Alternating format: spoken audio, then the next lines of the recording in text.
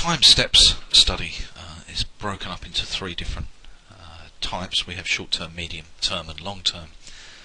And normally if we're trading stocks on historical data, you would normally want to be referencing the medium term steps most of the time, and just occasionally you might want to look at the historical to see where we are in the really big picture.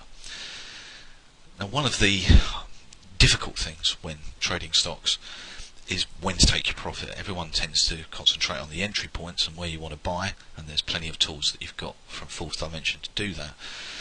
It's much more difficult to know when you should be taking money off the table, whether that's completely or partially.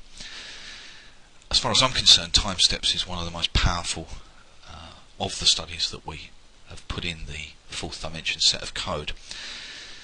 The concept is that trends develop through time, and it's very, very difficult to really measure that in any meaningful way without possibly looking at lots of different time frame charts. If you're just putting momentum on there, they can give you lots of conflicting signals. So some of it might be showing that the market's going down, and other time frames are showing that the market is going up. What the time step study does is take a proprietary algorithm and then layer multiple time frames into one study. I would refer you to chapters 3 and 4 of the New Methods of Technical Analysis book, which goes into the theory in a great deal of detail and shows you some different ways that you can use it. I'm just going to highlight one way today. This stock is Skyworks, so it's been performing very well for a considerable amount of time, and it's a daily chart. There's a couple of buy signals that have appeared, which are the time continuation, and in both instances their divergence is continuation. One tends to be after a bit of a sideways period, and the second one is after a bit of a corrective period. There are a couple of ways that you could qualify that to see which one is more powerful, and a way of doing that is back to one of my favourites, which is the peak expansion Henkin Ashi. I'm just going to put that on, and actually the signals are very different.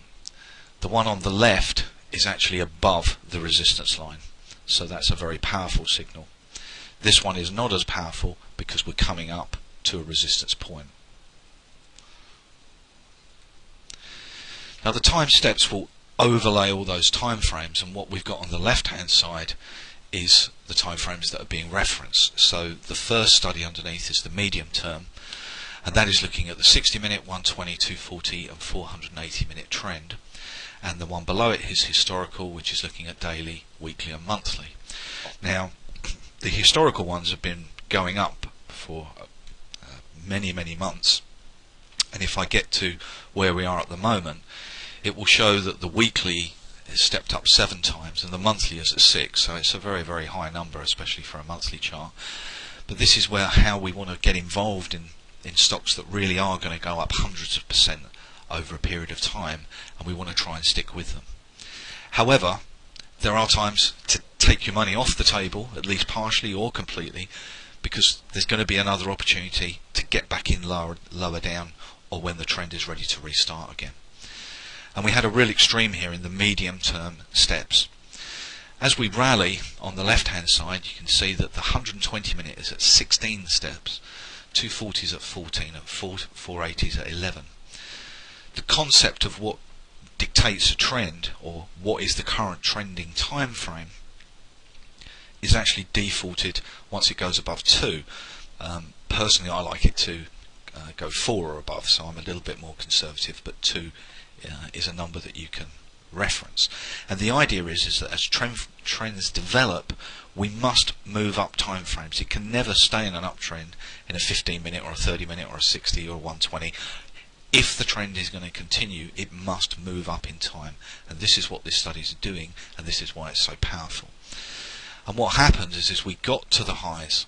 Suddenly, on the high bar, the 60-minute and the 120-minute step resets to 0. So in those time frames, the trend is now over, and then on the bar afterwards, the 240 resets to 0.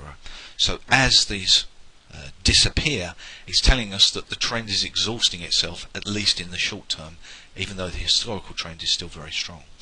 That is enough for me to say, right, I want to be taking some money off the table.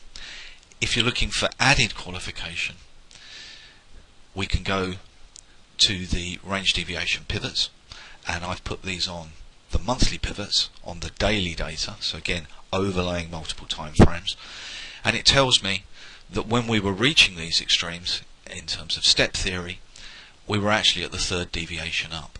So the market is extended for the month, it's reaching the limit of what it can do, and then steps end and we take our profit. It's worth remembering that the stock actually dropped 15% effectively in about one session. It collapsed here and then opened and collapsed again early on before recovering.